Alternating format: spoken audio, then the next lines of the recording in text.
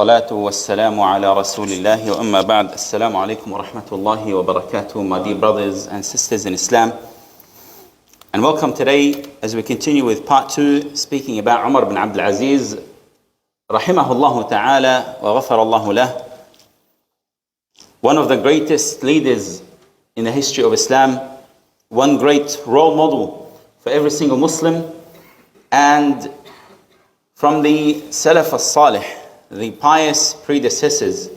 As we have introduced Umar bin Abdul Aziz in the last lesson, we spoke a little bit about his birth, the way he grew up, we spoke about his personality. Today, inshallah ta'ala, we're going to shed the light on his life. And we're going to give you some examples of how he dealt with certain situations. We learn his methods in which he deals with the issues of the community and how he addresses these issues, how he established justice, insha'Allah ta'ala. Now today, the first thing we're going to speak about, insha'Allah ta'ala, is what he did after he became a Khalifa.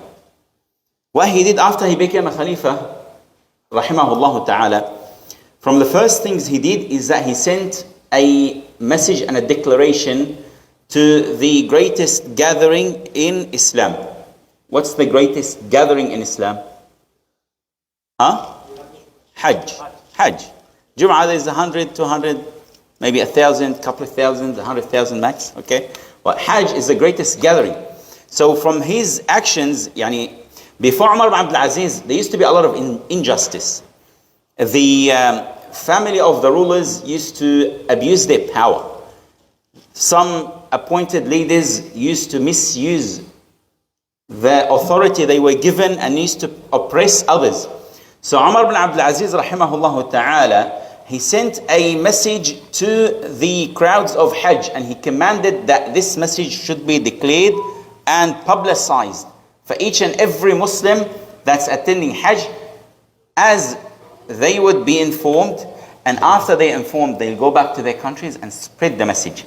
So he said, أما بعد فإني أشهد الله وأبرأ إليه في الشهر الحرام والبلد الحرام ويوم الحج الأكبر. He said, I make Allah subhanahu wa ta'ala as a witness. Or in other words, he said, Allah is my witness, and I denounces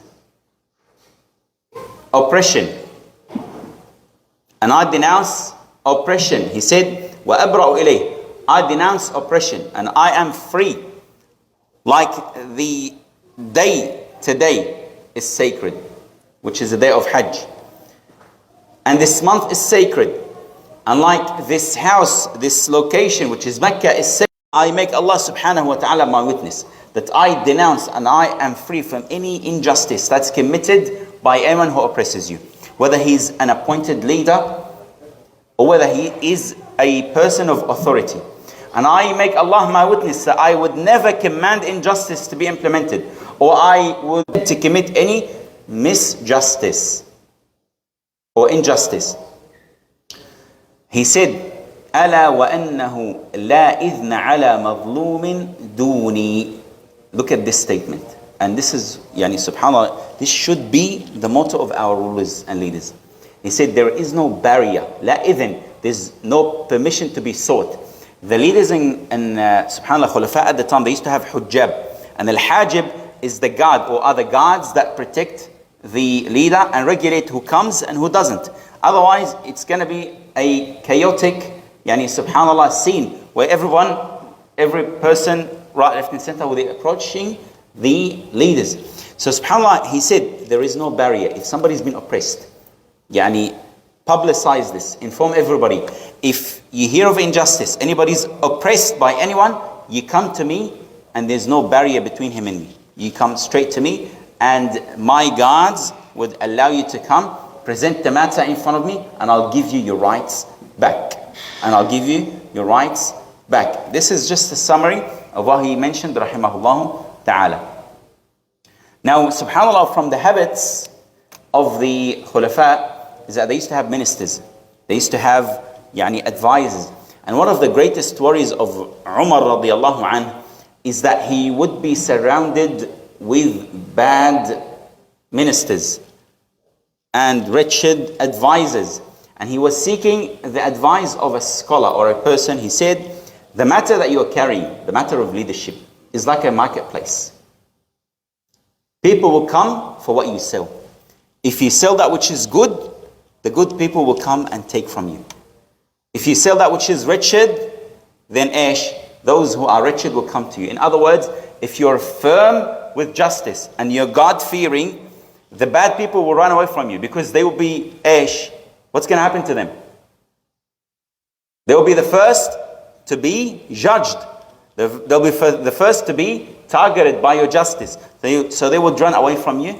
If you're establishing fairness and justice, the people of justice will come to you, or the good advisors. He said, rahimahullah ta'ala, or the narrator, he said, ثُمَّ قَرَّبَ إِلَيْهِ الْعُلَمَاء الَّذِينَ ارْتَضَاهُمْ. So from the first things that he established after Khilafah, he made that public declaration. He brought closer to him the scholars of Islam. And remember from last lesson, if you guys remember, the scholars said, we came to Umar, or Umar allowed them to come to him as advisors, thinking that we're going to be teaching him and guiding him to what is right and what is wrong. But when we approach him, we realize that we're like his students. He had a greater understanding of deen and a vast knowledge, rahimahullah ta'ala. So he brought closer to him the scholars, and he would send the scholars to educate people. And subhanAllah, if you compare that to what's happening in the Muslim world today, the exact opposite is happening. They're trying to remove Quran from the curriculums. They're trying to stop the masajid from teaching Quran in the houses of Allah subhanahu wa ta'ala. They're trying to deprive and strip knowledge away from the new generation. They're targeting children. If you have a full generation that grows up away from deen, deprived of Quran, deprived of any Islamic identity, what's going to happen to them? They can be easily persuaded. So Umar ibn Abdul Aziz understood the importance of this point. So he would send people to teach the layman deen. And he wouldn't only send them to cities, he would appoint people to go in the Badia, a Badia which is a desert, roaming the tribes of the Arabs. Yani Bedouins, teaching Bedouins, rahimahullah ta'ala, to spread the da'wah of Islam. Now we spoke a little bit about Umar radiallahu anh and his humility, rahimahullah ta'ala, last time. But one example, subhanallah, is that Maslama, he came into Umar to visit him when he was sick. And keep in mind, this is the Khalifa, the leader of the Muslims, the one who owns the treasury of the Muslims. He could live like a very luxurious, expensive life. The resources of the Muslim world it was all underneath his feet. And the Muslim empire back then, the Khilafah, was not just strong and powerful, it was the greatest empire at the time. It was the greatest empire at the time. There was no opposition. Yet, Maslama, he narrates, he said, I came to visit Umar bin Abdul Aziz when he was sick. And I saw his clothes were very dirty. So I told his wife, change his clothes, change his qamis, his abaya, it's very dirty, change it. So he said, I left his house and I came again to visit him, and I saw his clothes were still dirty, that he's wearing the same qamis. So he said to his wife, the wife of Umar bin Abdul Aziz, like, didn't I tell you change his clothes for him? Like, he's sick, he can't move, change his clothes. She said, by Allah, that's the only piece of cloth he has. He doesn't have any space. He only has one piece of clothes. Nothing else. And this is the Khalifa. So you understand, subhanAllah, in some narrations, Umar ibn Abdul Aziz did not take nothing from the treasury of the Muslims.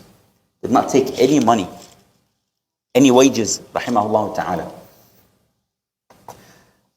He was, rahimahullah ta'ala, so humble and so poor that one time he craved grapes. It was in season and he craved some grapes. So you imagine how that you crave grapes, you go pay $5, buy a kilo. $10 when it's expensive. Imagine the Khalifa, the leader of the Muslims, doesn't have enough money to buy grapes. So who does he go to? He goes to his wife. And his wife, subhanAllah, was one of his greatest supporters. And that's where the importance of marrying a righteous woman comes in. A woman of religion and manners. It would, subhanAllah, change your life around. Imagine if Umar's wife was against him. If she was always nagging him, harassing his life about money, about wealth. about taking care of her and spoiling her. You're the Khalifa now, give me the biggest, fanciest horses, or in our terms, cars, palaces. Yeah? She could demand all of that. His wife was Fatima. What's her name? Fatima bint Abdul Malik. She was the daughter of the Khalifa before him. One of the Khalifas before him. He married the daughter of a Khalifa. Yani she's spoiled, rotten. But she was a pious woman. When he gave up the dunya and the wealth, his wife supported him. That's why we advise the youth, pick a righteous woman. And we advise the women, pick a righteous man as a husband. He goes to his wife and he says, do you have some money so I can buy a dirham? He said, عندك dirham, which is like a silver coin. So I can buy grapes. I crave grapes. She said, but Allah, I don't have any. So he's like, do you have any pocket change, anything else? She's like, but Allah, I don't have anything. So she said to him, she's like, you're the Khalifa. You're the Khalifa, you're the leader. You control the treasury of the Muslim. And you don't have enough money to buy grapes for yourself? He said, by Allah, not having money to buy grapes for myself when I desire it is easier for me than being punished for taking what I do not deserve in the sight of Allah subhanahu wa ta'ala. It is easier for me than taking things that I don't deserve and being punished for it in the sight of Allah in the day of judgment, subhanAllah. When Umar ibn Abdul Aziz, we mentioned this last week, but there's an addition to it. When he became a Khalifa, after burying his predecessor, the Khalifa before him, they brought all the horses and the fancy mounts for him to use. Khalas, move from your house to the palaces of Khilafah. Use these mounts. He said, I don't need any of this. This belongs to the Muslims. Sell it. He didn't say preserve it. Sell it. Put the money in the treasury of the Muslims and give it to the poor and the needy. My mule is enough for me. Then they brought to him the servants and the slaves. The slaves they probably were in thousands. The slaves of the Khalifa. They were the slaves of the Khalifa. They're appointed only to serve and take care of the leader of the Muslims back then. Umar was fair and just. So he said to them, I have no need for servants. I have no need for slaves. He said, make an announcement. And look at how much he cared. He was so poor, but the wealth and the access to wealth that he had, he distributed it. He said, make announcements amongst the Muslims. And keep in mind, those were in thousands, the servants, the slaves back then. He said, rahimahullah ta'ala, they send a message to the Muslim world. If there's any person that is disabled or crippled or blind or affected with a sickness that he can't take care of himself, he can't go to the masjid and stand up in prayer, to come forward, put his name down, and we're gonna send a slave to serve them from those who are appointed to serve the Khalifa and the palaces of Khilafah. So he appointed for every blind person a servant to take him to Salah and bring him back from Salah, to take care of him full time. For every 2 people with disability, he gave them one servant that would take care of both of them. Rahimahullah ta'ala. After that, can you imagine? After these announcements and distributing those slaves, they still had extra servants. Can you imagine the amount of people, the number of people that they had serving the Khalifa before him? See, when there's corruption, there's poverty. When there's corruption, there's poverty. That's why in the time of Umar ibn Abdul Aziz, they would go begging people to take charity. Like I have 15, 20,000 in zakah, let's say. Not me, inshallah one day, Allah kareem. Imagine somebody has 20,000 in zakah. And zakah is mandatory. You go in the streets, publicly asking, who is poor, who is in need of money so I can give him money. Nobody would take it. The treasury of the Muslims is so full and nobody's taking money. They don't know what to do with it. Can you imagine? In the time of Umar ibn Abdul Aziz, he ruled for less than 3 years. 2 years and a couple of months. They would distribute the wealth. If anyone wants to get married and can't get married, yalla bismillah. We will supply everything. The treasury of the Muslims will sponsor him. Hajj, anyone who wants to do Hajj, yalla bismillah. The treasury of the Muslims will sponsor him. That's how much wealth there was. So after fulfilling the need of the Muslim world in servants, they still had leftover slaves. So he said to them, to the ministers, he said, ask the leaders or the ministers that are ruling the Muslim world to make an announcement that each and every orphan should come forward. And anyone who doesn't have a father figure, anyone who can't financially, who doesn't have a financial aid and support, to come forward. So for every 5 orphans, he declared 1 servant to work full-time to support their financial needs. They would still receive like Centrelink back then. They had like a Centrelink concept back in the days. But subhanAllah, still on top of that, he appointed for every 5 orphans 1 slave to take care of them. SubhanAllah, from the treasury of Khilafah. Umar ibn Abdul Aziz, rahimahullah ta'ala, subhanAllah, he had a servant, he had a slave. His own, not from the treasury of the Muslim, he had his own slave that he would take care of him. Umar radiallahu anh, rahimahullah ta'ala, he was very humble, so he would give up anything that he had for the sake of Allah Azza wa Jal. So he would struggle, his family would struggle, and everybody across the Muslim world lived a very comfortable life. A very comfortable life. So he was having a conversation with his slave, and his slave said to him, he said, الناس كلهم بخير غيري وغيرك. He's like, everybody's living the life except me and you. Everybody's so comfortable except me and you. Umar, he felt sorry for him. So what did he do? He said, go, you're free.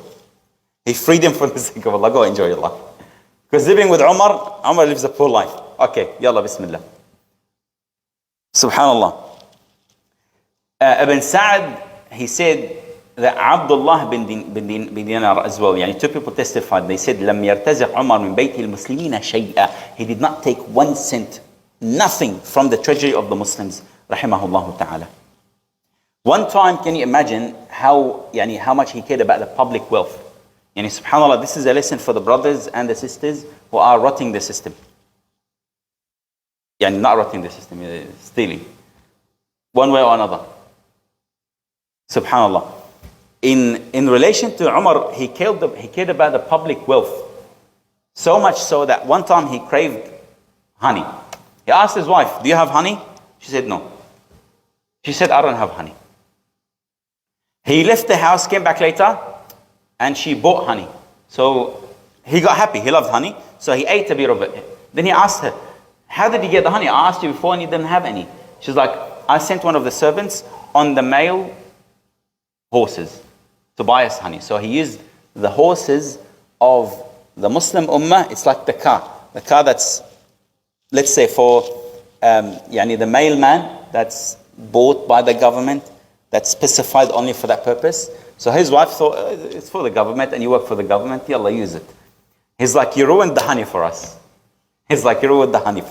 So he sent his servant, go sell the honey, give her what she spent back, and put the rest of the money in the treasury of the Muslims. He cared so much. He didn't want to benefit not 1 bit from the treasury of the Muslims, rahimahullah ta'ala. One time, we're talking about wallah basics, but it will give you the understanding. If he refrained from taking those simple things, he abandoned a lot more greater things for the sake of Allah subhanahu wa ta'ala. One time, Umar ibn Abdul Aziz, he craved apples. And he was sitting with his family and said, do we have apples? They said, no. He said, wallah, I love apples, man. They smell nice and taste sweet. So one of his distant relatives heard this, so he went and bought him apples. He's like, it's a gift for you. When he received it, he told the guy who brought it, he's like, go take it back to him and tell him, thank you very much, we appreciate it. Your gift is much appreciated, but I can't take it. So he told him, the Prophet ﷺ, the Prophet ﷺ accepted the gift. How come you don't accept the gift? He said, for Muhammad ﷺ, it was a gift. For me to take it, it's a bribery. Because now you're giving me apples, you're going to expect something in return later. He didn't want to even go there. Rahimahullah ta'ala. Now, one time, come on, going back to apples, he was distributing the treasury of the Muslims. in zakah or from the anfal, which is the booty of war, subhanAllah, it could be of many types. It's not, zakah is not just dollars, and this is, subhanAllah, important for us to know. Let's say you have a cattle, you have a herd of sheep, then for every 40 sheep, you give one sheep. Not money, you give a sheep. Same thing. Produce, you give apples, you give whatever produce you have, you give when you harvest it for the sake of Allah subhanahu wa ta'ala. So he was distributing the, subhanAllah, al-anfal. And from it there was apples. While he's busy distributing it, one of his young kids picked up an apple and bit the apple, ate from it. He got so terrified, he snatched it from his hand, he hurt the child. And the child, he got really upset and started crying from pain. He went to his mom crying. His mom saw, the wife of Umar ibn Aziz saw that his child is upset, wanted apples, and he's in pain. So she bought him apples. When he went back to his house, he said to his wife, "Where did you get these apples from?" He's like, don't worry, it's not from the treasury of the Muslims. I bought it with my own money. She said, "How come you hurt your child so much?" He rushed in taking the apple. He ended up hurting his child. He said, "Wallahi, taking this apple from my son was like taking a piece of my heart, ripping it out of my heart." He felt so much pain for his child, but subhanAllah, he was worried about his own family consuming what they don't deserve from the treasury of the Muslims. And subhanAllah, we learn from that. When you're entrusted with something, be very ameen. And the word ameen means trustworthy, but subhanAllah, it has more to it. When you're trustworthy for the sake of Allah subhanahu wa ta'ala. Now subhanAllah, from the habits of the Khulafa before Umar ibn Abdul Aziz, and subhanAllah, this goes back to the statement, the matter of leadership is like a merchant. You get what you sell. You accommodate for good people, they will come to you. And subhanAllah, before him, poets were very popular. They were very popular. It's like, subhanAllah, reporters and people who work for the media. Now they get big bucks. Why? Because they influence the crowds. They manipulate the crowds. They serve the government and the agenda that they were given. Back in the days, poets would come. They would make poetry praising the king or the ruler or the khalifa, and they would give them thousands from the treasury of the Muslims. It was known. So Jarir, rahimahullah ta'ala, was one of the greatest poets, if you read about him. He came to Umar ibn Abdul Aziz and started praising him. And praising him and praising him. At the end, he waited, expecting money. So Umar looked at him, he's like, "What do you want? You want money?" Subhanallah. He said, "Ma ara laka fima hauna haqqa." He said, "I see nothing here for you. You don't deserve anything. You came praising me, but I owe nothing, and you don't deserve. This money is for the Muslims. You deserve nothing." So he started manipulating. Poets, they're smart. He said, "Wallah, I'm a traveler. Oh, the leader of the Muslims. I traveled all the way, and I have no wealth, and I have nothing to go back to my family." So Umar ibn Abdul Aziz understood. So he said to him, "Wayhaka ya Jarir." He said, "Woe to you, O Jarir. When I became a Khalifa, all I have with me now," he's newly appointed, Jarir came praising him, expecting money.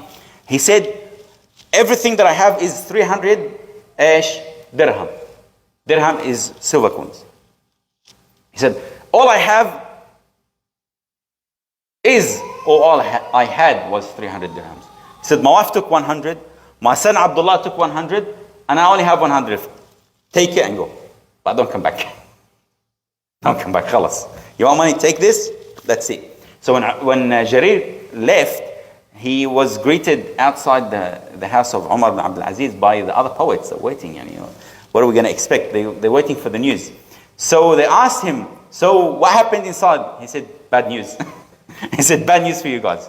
There's no hope. There is no hope." He's like, "He gave me only 100. They used to give thousands of subhanAllah, dinars, which are golden coins. So he said, he only gave me from his own personal money, not from the treasury of the Muslims. He said, but why Allah? This money he gave me is more beloved to me than anything I've gained from any other leader. Because it's from his halal earned money." Subhanallah. He stopped this gateway of wasting the Muslims' money. He was very humble, as narrated, subhanAllah. And subhanAllah, this is relevant for us. When you are a member of the community, and subhanAllah, Allah blesses you with a status. You become a doctor, an engineer, a mayor,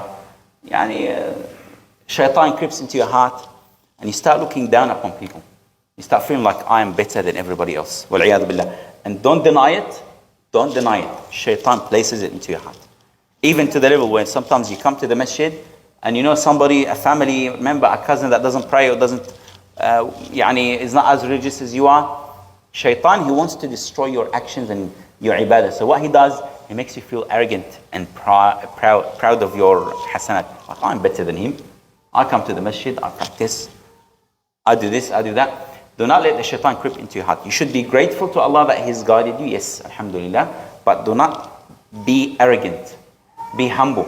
And subhanAllah, from the actions of Umar ibn Abdul Aziz, one time he was sitting with one of his ministers and he was talking to him.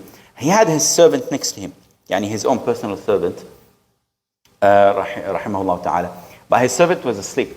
So what happened? They used to use oil lamps. So the lamp ran out of oil. So the minister told him, why don't you wake up your servant to go fill it up? He's like, no, he's asleep, haram, let him sleep. So the minister, because he was in the house of Umar ibn Abdul Aziz, he got up to do it. You're not going to let the leader and the Khalifa do that, He's like, no, you sit down. You're my guest. It's immoral for you or for me to let my guest serve me. So he got up himself and he filled up the oil. Another time, it was extremely hot. And subhanAllah, he got his servant to, they used to have like fans, manual fans. And his servant was using it to cool him down. It was too hot that his servant, haram, fell asleep. Umar woke up and saw the servant asleep. Now, can you keep in mind, the servant was a personal servant of Umar from his own wealth. SubhanAllah, he would pay for them and take care of them. But subhanAllah, they had the understanding that this is the Khalifa. He's the greatest leader in the Muslim nation now. You can't mess with him. So Umar, he woke up and he saw that servant asleep. So he woke up, he held the fan and started cooling the servant. So when the servant, he felt like comfortable, cozy, sleepy, opened their eyes and Umar, the Khalifa, is serving me. He's dealing with me like a master. He's treating me like a master. Out of shock, the servant screamed, from shock. You imagine when something out of the extraordinary happens and you scream so loud. That's what happened to the servant. SubhanAllah, he said, why are you scared? Why? Why are you making a big scene? Like, I was hot and you were cooling me down, and I saw you hot and I cooled you down. But SubhanAllah, look at the Khalifa and his humility, rahimahullah ta'ala. From the things that the Prophet ﷺ did not allow is to wear clothes that would make you unique in a way where, subhanAllah, to wear something that's not from the customs of people. To wear clothes that are strange to the community. Obviously, if the clothes is, according to the Sunnah and Halal, then it's fine, inshallah. But if it's something for you to be known, specifically like, okay, this person stands out in the crowd, this is not allowed. But subhanAllah, Umar ibn Abdul Aziz, rahimahullah ta'ala, when he's in a big crowd, he'd blend in. You can never tell that he's the Khalifa. And the narrator, he narrates, one time there was a funeral. Umar ibn Abdul Aziz, he was in that funeral. So he would mix. One time he would walk on the right, one time he would on the left. Sometimes he would carry the body of the deceased, taking it to the graveyard. And subhanAllah, if a strange person who didn't know Umar would come asking for the Khalifa, he's like, where's the Khalifa? He wouldn't recognize him unless he's told, it is that man. That's the Khalifa. So he was humble. And subhanAllah, az-zuhd, humility and humbleness, subhanAllah, is not when you have nothing.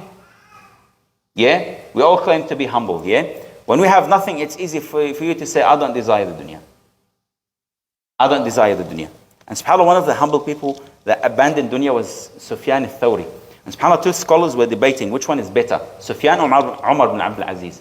One said, Sufyan is better, as he's humble, he's more scholarly, and if he had the dunya, he would give it up. The other scholar, he said, no. Umar ibn Abdul Aziz was greater. Why? Because Umar, he possessed the dunya.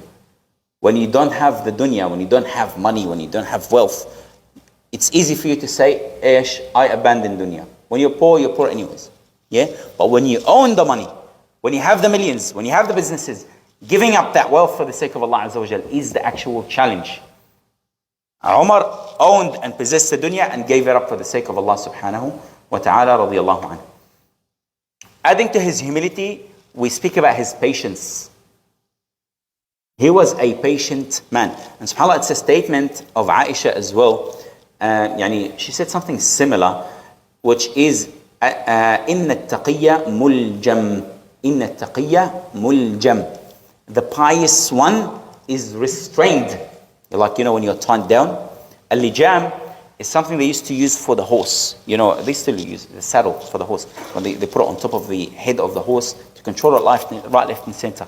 The pious man and the pious person, man or woman, they're restrained. They tamed by what? By the fear of Allah subhanahu wa ta'ala. A man came to him and subhanAllah, he started cursing him publicly. Now imagine in some countries overseas, if you say one word about the leader, you, your family, your parents, your progeny will disappear, will perish. You'll all be eliminated just by speaking and saying something about the leader. This man didn't just say it. He came and cursed him in his face in front of everybody else. So one person told Umar ibn Abdul Aziz, how come you don't do nothing to him? You have all these soldiers, you have all these armies. Get someone to take care of him. He said, Inna taqiyya muljam. The one that fears Allah Azza wa Jal is restrained by fearing Allah Azza wa Jal. So when he curses me, I'm not gonna retaliate. I'm not gonna retaliate. I'm gonna be like those, وَالْكَاظِمِينَ الْغَيْظِ, those who suppress their anger, as Allah praised those who suppress their anger. And suppressing their anger is not when you have no power and no authority to unleash your anger. It is when you have the ability to unleash this anger and avenge yourself and you don't, which is a challenge. And the closest example we can give is a man with his wife. A man with his wife. When she pushes your buttons so much that you get really frustrated. And you can unleash your anger. But you remember that Allah Azza wa Jal is over you. Like, subhanAllah, your buttons are being pushed now. How many times you've disobeyed Allah subhanahu wa ta'ala? Allah commanded you to do things and you don't. And Allah forbids you from doing haram and you do. Fall into the haram. And yet you come back to Allah begging Allah for forgiveness and Allah forgives. So being pious and God-fearing is to restrain this anger and suppress it for the sake of Allah subhanahu wa ta'ala, as we learn from Umar ibn Abdul Aziz.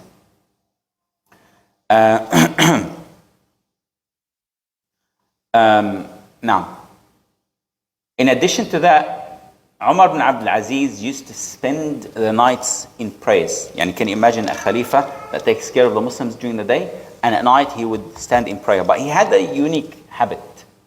He had like a coffin in his house. A coffin with like clothing that's made of animal hair. Similar to the shroud. That he would get into the house at night. After he finishes everything, he would open this coffin and take the clothes, wear it, and pray all night with it. And he would cry and weep all night, reminding himself of death. Because subhanAllah, when you're in a position of authority, one thing shaitan makes you feel or look forward to is like living forever. And subhanAllah, you look at some leaders in the Muslim, or some tyrants, let's say. SubhanAllah, once they get into position and power, they act as if they're going to survive for eternity. They start going right, left, and center without fearing Allah Azza wa Jal, abusing their authority, taking the wealth, building palaces, building whole entire cities for themselves. And you can see this happening day in and out. So one way to restrain yourself is to remind yourself of death. So he had a coffin prepared for himself in his own house. Every day he would look at it. When he prays, imagine you're looking at your own coffin. Okay, I'm gonna be in it one day. I'm gonna be taken to my grave one day. So he would pray, and his khushu' would be so strong, rahimahullah ta'ala, that he would cry all night out of the fear of Allah subhanahu wa ta'ala. And one time he was in his house and he was crying. And he was crying so much that, subhanAllah, it became contagious. His wife started crying. His kids started crying. And he had like about 15 kids, rahimahullah ta'ala. And they continued to cry all night. In the morning, subhanAllah, his wife was like, okay, you were crying all night. What were you crying about? He said, I remembered Allah subhanahu wa ta'ala and the day of judgment. And he remembered when people would stand in front of Allah subhanahu wa ta'ala, and some would go to Jannah and some would go to hellfire. Now I want to ask you, brothers, And I want to ask you, sisters, when was the last time you remembered Allah and cried?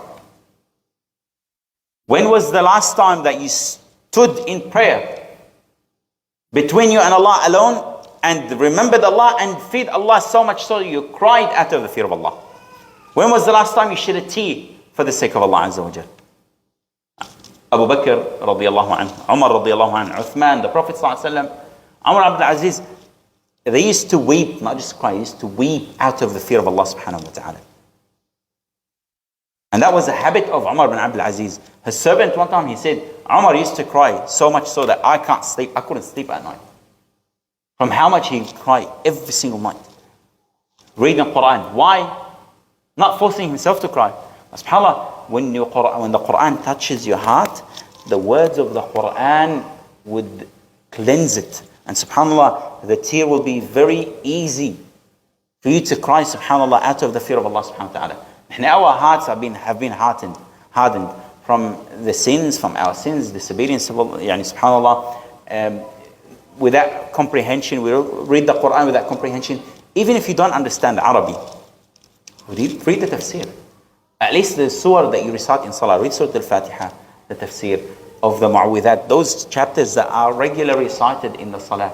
Read about them. It's not hard for you to read the tafsir and the translation. Subhanallah. Subhanallah, rahimallahu ta'ala radiyallahu anhu.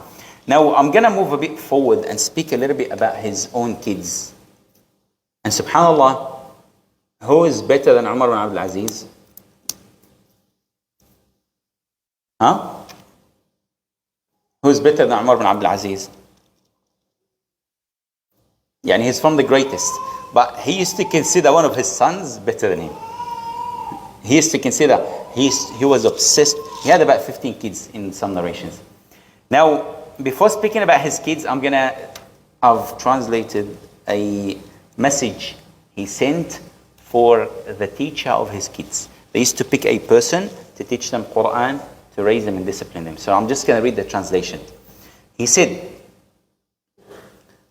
from Umar bin Abdul Aziz, the commander of the believers, to the mu'addib, the teacher of his kids. And he said, I send you this message. Read it and implement it. He said, after greetings, I have chosen you with full knowledge of your capabilities to educate my kids. And I have entrusted them to you over others from my servants and close associates. So teach them endurance. Didn't spoil them. He said, didn't say spoil them. He said, teach them endurance. Yani, be harsh with them. As it strengthens their feet. It will make them more firm. It would make them more manly. And avoid letting them sleep in the morning. For the habit of doing so fosters heedlessness. Also minimize laughter. For excessive laughter deadens the heart, kills the heart. Let the first thing they learn from you, discipline. This is what we miss in the West. One of the things that dealing with kids in and out, we see the lack of discipline. Not everybody, but it is very common. The lack of discipline. It starts in the house. It starts with the parents. It's your job as a parent to teach your kids discipline and to give authority for the teachers to discipline them. We're not talking about abuse, we're talking about discipline, teaching them manners, respect, and so on. He said to him, let the first thing they learn from you be discipline. And with that, he combined, he said, and to be a dislike for amusements, for they originate from shaitan, and their outcome is the wrath of Allah. What amusement is he talking about? He said, I have heard from trustworthy scholars that attending the gatherings of musical instruments. So from the early generations, he passed away year 101, 102 after Hijrah. It was known that music is haram, forbidden. He said, attending the gatherings of musical instruments, listening to songs and being preoccupied with them, plants hypocrisy in the heart. This is a message for those who love music. Just as water nourishes grass, indeed, avoiding such gatherings is easier for a person of intellect than having hypocrisy settle in their hearts. When they attend such gatherings, they retain nothing beneficial from what their ears have heard. He said each boy should start by reading his portion of the Quran with precision in the morning. And he said after Fajr straight away, start with a portion of the Quran. When he completes it, then he should take his bow and arrows and shoot 7 rounds and then return for the midday rest. For Ibn Mas'ud radiallahu anh, he said, he used to say, take a midday rest, a nap. أقيلوا فإن الشياطين لا تقيل. For the devils do not rest, do not nap during the day. It's sunnah to nap during the day. So this was Umar ibn Abdul Aziz, and we see this repetitive. Remember the story of his father when he sent him from Egypt all the way to Medina to be raised and disciplined, and he heard that one time he missed the jama'ah, the congregational prayer, because of his hair.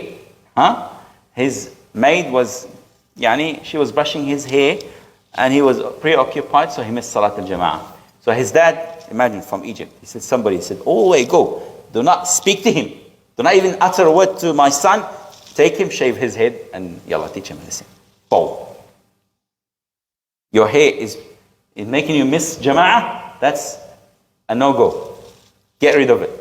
Nothing should stop you from connecting with Allah Azza wa Jal. Likewise, Umar ibn Abdul Aziz, he was keen to teach his kids deen. Now, according to the narrations, the most beloved child to him was Abdul Malik. And this Abdul Malik was a very pious. He would literally compete with his dad in obeying Allah subhanahu wa ta'ala. He would give reminders to his dad to fear Allah subhanahu wa ta'ala. He died and passed away in the life of Umar ibn Abdul Aziz. He died of a plague. There was a plague and he died and passed away from it. Now, subhanallah, his son was so keen, and subhanallah, you will learn a lot from this. His son was so keen to advise his dad, and he worried about the ummah. So one time he came to his dad, he said, Dad, I have something to say to you in private. And this you learn. When you speak to your parents or you speak to somebody of leadership, speak to them in private if you want to give nasihah. Do not go publicly criticizing them, for that spreads corruption. Go to them in person, tell them, come here, I saw this. This is wrong. You might have misunderstood what the leader is doing. So he came, he said, oh my dad, I want to speak to you. He's like, this person, there was someone there. He's like, it's a family member. It's one of us. He's like, no, I want to speak to you in private. So he told the man, okay, leave the gathering, leave the room. So he sat with his dad and he said, oh my dad, oh the leader of the Muslims. He said to him, يا أمير المؤمنين ما أنت قائل غدا لربك إذا سألك فقال رأيت بدعة فلم تمتها أو سنة فلم تحييها. He said, oh my dad, what are you going to say to Allah in the future when you stand in front of Allah Azza wa Jal? When he says to you, oh Umar bin Abdul Aziz, how come you saw an innovation being implemented and you did not stop it? How come you saw a sunnah abandoned and you did not revive that sunnah? What did Umar say to his son? What did he say to his son? He said to him, Ya bunay, oh my son, أشيء حملك الرعية إليه? Is it something that the people are talking about and they told you to come speak to me about this matter? Or is it your own opinion? He said, no, it's my own opinion. I see so much innovations. See how, 1300 years ago, they cared about innovations. They saw that as a danger. They saw implementing the sunnah as the way of salvation. So he said, no, it's my own opinion. I've observed the Muslim community and I can see the corruption. How come you're not stopping it all at once? How come you do not make a decree that, khalas, I'm going to stop every single innovation? He said to his son, oh my son, your people, he said, إِنَّ قَوْمَكَ قَدْ شَدُّ هَذَا الْأَمْرَ عُقْدَةً عُقْدَةً. He said, those people of yours, the Muslims, he said, have tied the knots of innovation one at a time. Yani he said, these are like tight knots. One at a time, over generations, they established these innovations and they believed it is part of deen. Okay? وَعُرْوَةٌ عُرْوَةٌ ومتى أن أريد مكايدتهم على انتزاع ما في أيديهم لم آمن أن يفتقوا علي فتقا تكثر فيه الدماء. He said, I fear that if I go all at once and eliminate all of these innovations, that they would go and revolt against me in one go and they would shed a lot of blood. And he said, by Allah, the destruction of the heavens and the earth is easier for me than than the Muslim blood being shed for my sake. So he said to his son, in other words, does it not please you that not a day passes except that I revive a sunnah and I eliminate a bid'ah? Yani in other words, he said, I am taking it one step at a time. One step at a time. You can't get to a jahil and tell him, live a life like the Sahaba in one go. They won't be able to do it. Aisha radiallahu anha, she said the same thing. She said, yani the meaning of her statement, she said, if Allah firstly commanded, do not commit zina, do not drink alcohol, nobody would have become Muslim. Nobody would have accepted Islam. The Arabs used to drink alcohol like water, and more than water. You look at, yani مثلا, non-Muslims, see how much they drink alcohol, Arabs used to be worse. Used to be worse. Yani when Allah made alcohol haram, the streets of Medina were flooded. There were floods of alcohol. How much they had it. So she said, if Allah made it obligatory straight away, leave alcohol, leave zina, nobody would have accepted Islam. But Allah subhanahu wa ta'ala firstly commanded them to love Allah, to fear Allah. Spoke about the day of judgment, the prophets, the messengers, for many years until Iman became so strong in their hearts. So when he made alcohol haram, what happened? Immediately, some companions were drinking it, they spat it out. Some had it in their stomach, they vomited it out. Some were raising the cup, they threw it out. SubhanAllah, many years ago, in America, they tried to ban alcohol. It was a big chaos. Why? Because it's not aqidah. People started making alcohol in their houses, and a lot of alcohol poisoning, smuggling, all that. Why? Because it's not aqidah. There's no iman. So when you deal with people, especially if you're in the position of leadership, sometimes you might look at what's happening. You see, like, there's a lot of wrong happening. How come not everything is addressed? You need to be wise. Like Umar ibn Aziz, he became the leader. He said, if I go all at once and I make a decree that I would stop all these innovations and command all these sunnah in one go, people would revolt. They won't handle it. So I'm taking it one step at a time, oh my son. So you see how the son's approach was? And he spoke to his dad in private, and his dad clarified it for him. It's like somebody who doesn't pray and smokes, or somebody who doesn't pray and does drugs. What's more important? What's more important? Praying. Fix the prayer, it will fix his life. Fix the salah, it will change his sins, even if it takes him years. Even if it takes him years. And one of the scholars, one time, he was traveling and he got robbed by gangsters, by highway robbers. And he saw the leader one time praying. So people were like in the caravan that was being robbed. He's like, how come this guy is eating haram, stealing people's money, robbing them, and still praying? He said, committing that sin is one thing, and salah is another thing. And he said, this salah one day will make him stop. He said, years later, I've seen that same man who was the leader of the robbers, the leader of that gang, praying and holding onto the cloth of the Kaaba, the sitar of Kaaba, begging Allah for forgiveness. Salah will lead you to be guided bi'idhnillah ta'ala. And likewise, when you see so much corruption, especially if you're newly practicing in your family, follow the footsteps of Muhammad sallallahu alaihi wasallam. Follow the footsteps of Umar ibn Abdul Aziz and address it one issue at a time. One problem. You see what's the greatest issue? Let's say somebody becomes Muslim today. Do you go and bang, you tell him about everything in one go? You dump everything on him? Take it easy. Teach him salah. Obviously, he became Muslim because he believes in Allah and he believes in Muhammad sallallahu alaihi wasallam. You teach him salah. Start with salah. Purity, salah. Then slowly. Then you speak about zakat, and you speak about hajj, and slowly you speak about him having a girlfriend, and you speak about him drinking alcohol, but take it one step at a time. Take it one step at a time. Don't go circumcise him on day one. If he wants to, alhamdulillah. But take it easy. Take it easy. And subhanAllah, you need to be wise. You need to be wise. Now, this was the advice that his son gave to him. On another occasion, the minister of Umar ibn Abdul Aziz brought some matters of dispute or matters of oppression where some people were oppressed, and Umar ibn Abdul Aziz was looking into it, and he's like, okay, I'll take care of it today. So his son Abdul Malik, he came to him and he said, oh my father, what have you done with the matters that were presented to you by your minister? He said, I looked into it, and inshallah I'm going to deal with it. Subhanallah, he made dua. He said, Alhamdulillah alladhi ja'ala min dhurriyyati man yu'inuni ala amri dini. He said, oh, praise be to Allah, the one who gave me from my progeny someone who helps me in the matters of my deen, who encourages me to establish justice. So he said, yes, my son, I'm taking care of it, and I'm going to go pray dhuhr, inshallah, and subhanallah, return the wealth or eliminate the oppression and resolve these disputes. So he said to his father, oh my father, do you guarantee that you're going to live till dhuhr?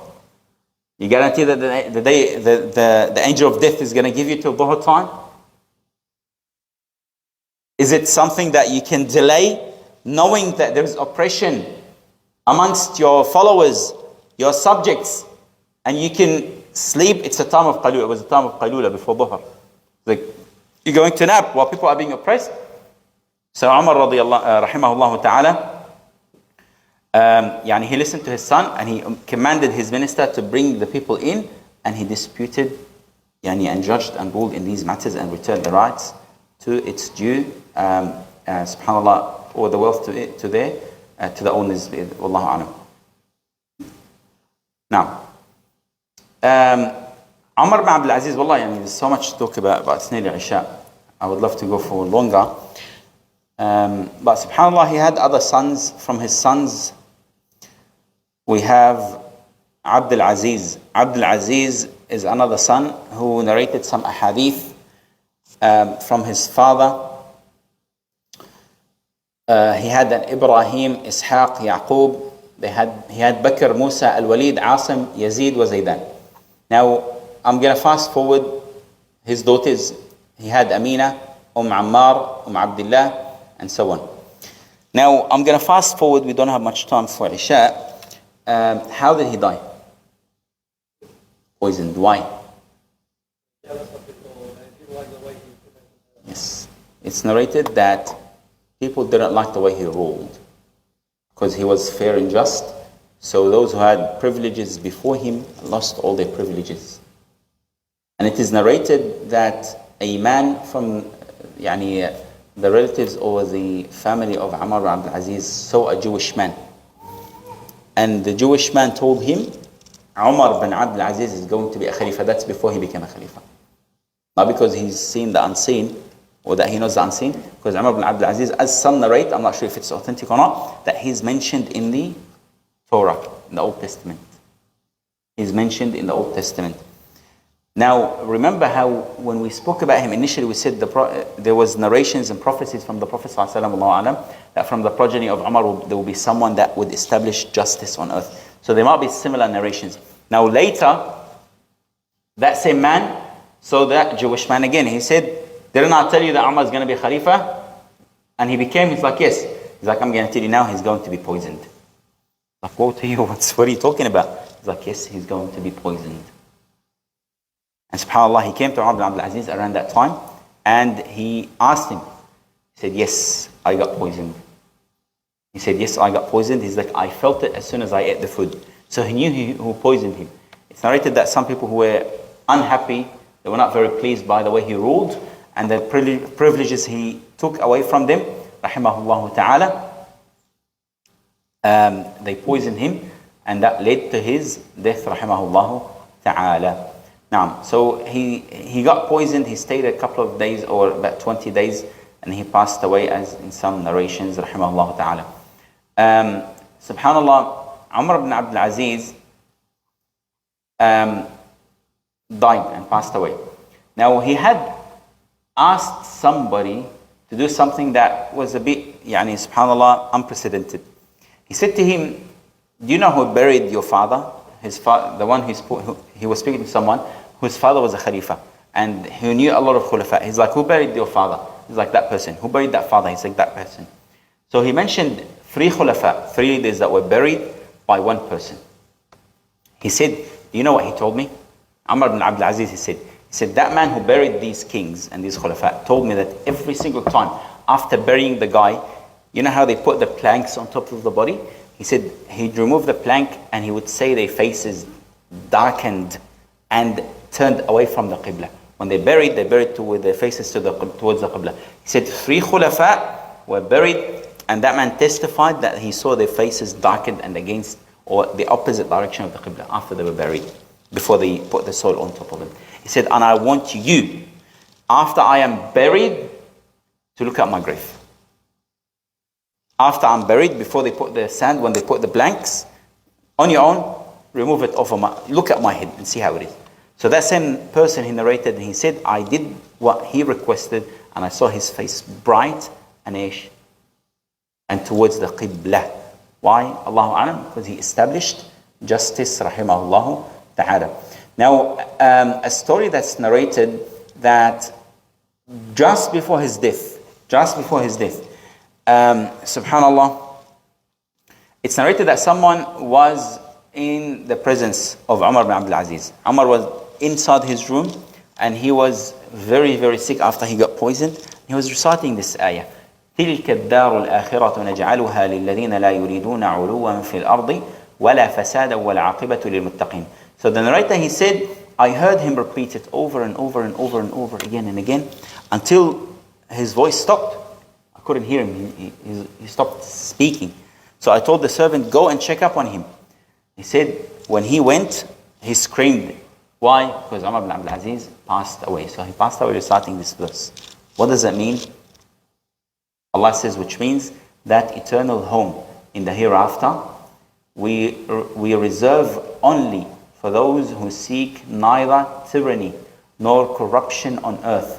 The ultimate outcome belongs only to the righteous. Yani, تلك الدار الآخرة, the paradise, the comfort and the luxuries of the day of judgment are preserved for those who do not seek tyranny, uluwan, arrogance and tyranny in the land. Because this man was a Khalifa, was a leader. SubhanAllah, he was reciting these ayat. This could be a sign, Allahu Alam, of a good death, and Allah knows best.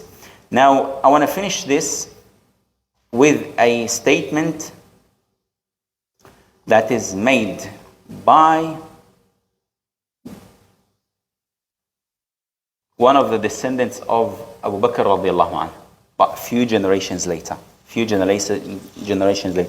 Al-Mansur, which was a Khalifa at the time, he said to one man whose name is Abdul ibn al-Qasim, ibn Muhammad, ibn Abi Bakr. So there are 4 generations after Abu Bakr's death.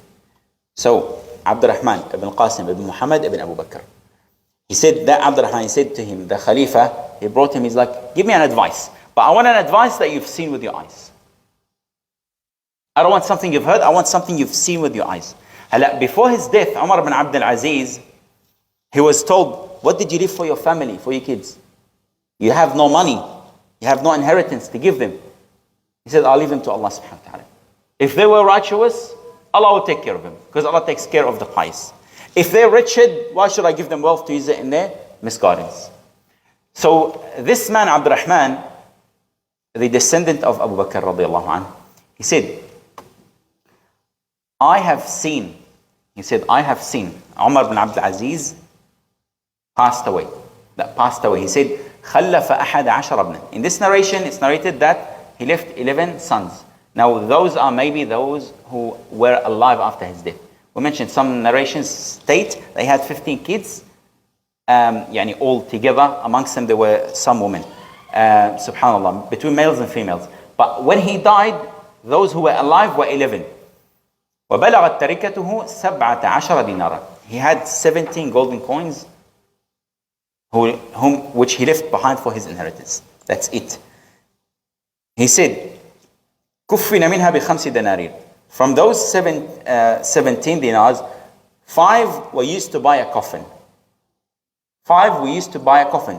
واشترى له موضع قبره بدينارين واشتري له موضع قبره بدينارين. And 2 dinars were used to buy his grave. So they used 2 dinars to buy the grave and 5 dinars to buy the coffin. وقسم الباقي على أبنائه.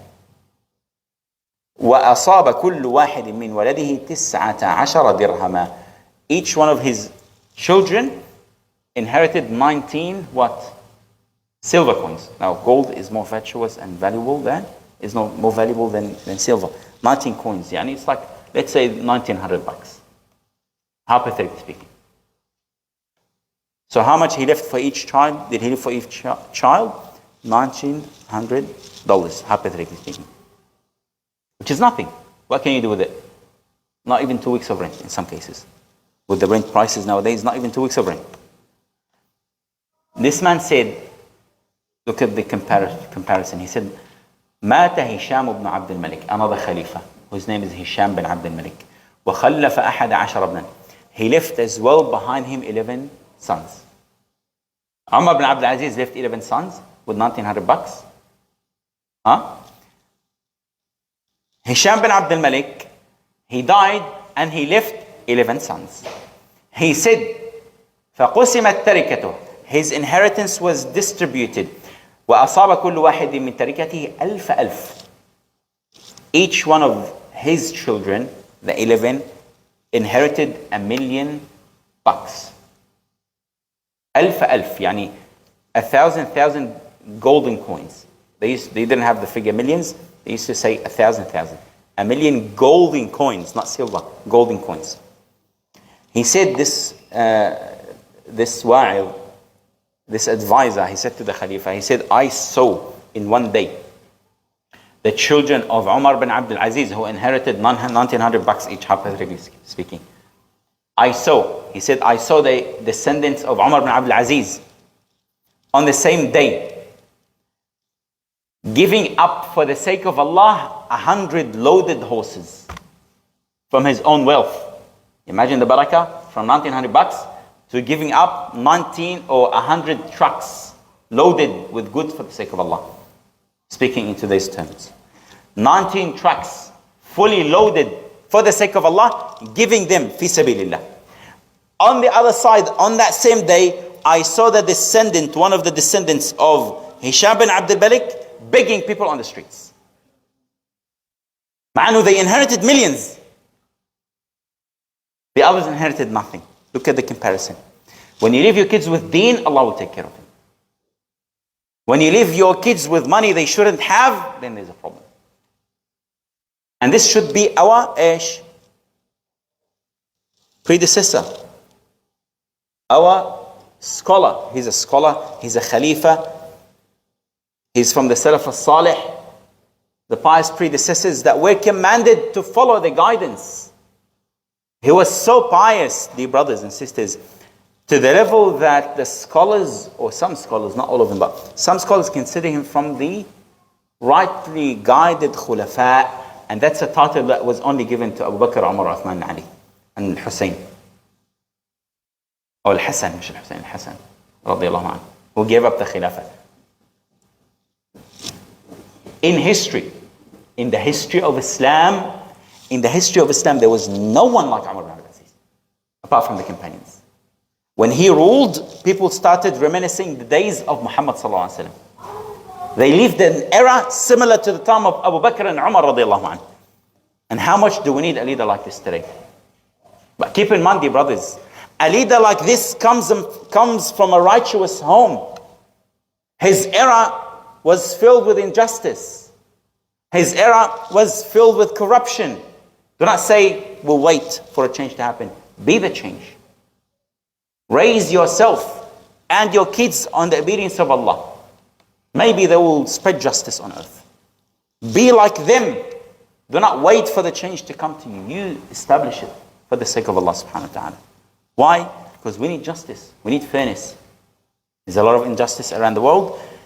Be just and fair in your private life, then justice bi'idhnillah will spread across the world today. And that's our role as Muslims. Our role as Muslims after Muhammad sallallahu alaihi wasallam passed away, we've inherited his mission. And his mission is to guide humanity to Allah subhanahu wa ta'ala. To pass this beautiful light of Islam and give it to others and guide them to it, not just by words, but by example. People here are not going to look at your Quran. They don't have access to Quran. They don't have access to Sunnah. They don't know about the seerah of Muhammad sallallahu alaihi wasallam. They know that your name is Ahmad, that your name is Muhammad, that your name is Abdullah. And they look at your character. You step up, they say, look at these Muslims. You give them a righteous example. You show them the way of prophethood. You could be the guidance for them and their progeny. Yani, subhanAllah. If Allah guides a person through your hands, through you, if Allah guides a person through you, then him and all of his descendants will be in your scale in the day of judgment, inshaAllah ta'ala. Can you imagine? One person becomes Muslim because of you, or one person starts practicing because of you, and he teaches his children, and they all are Muslims and practicing for the sake of Allah Azza wa Jal. Because of you, they will be all in your scale of good deeds up until the day of judgment. And you could be like Umar ibn Abdul Aziz. Even if you don't achieve that status of leadership, bring a change, start a change. Be different, be unique for the sake of Allah subhanahu wa ta'ala. We ask Allah Azza wa Jal to reward us for this gathering and make this knowledge beneficial and allow us to implement what we preach. Ameen. Wa jazakumullah khair. Sorry for taking a bit too long today, but I tried to highlight as much as I can. Jazakumullah khair. Wassalamu alaikum wa rahmatullahi wa barakatuh.